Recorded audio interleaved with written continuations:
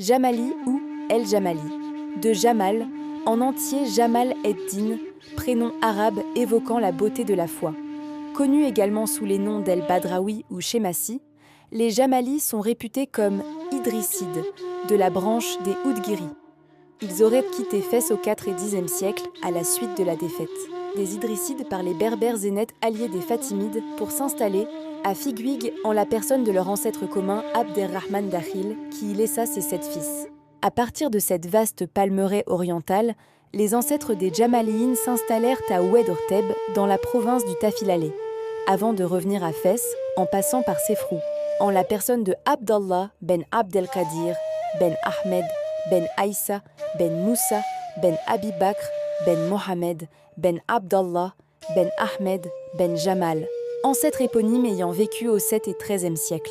Dans la cité idrisside, Abdallah laissa 2 fils, Rachid, dont la lignée s'éteignit ensuite dans la ville, et Idriss, savant et mystique réputé, prédicateur à la Karaouiyine, auteur de plus de 14 ouvrages, surnommés El Badraoui.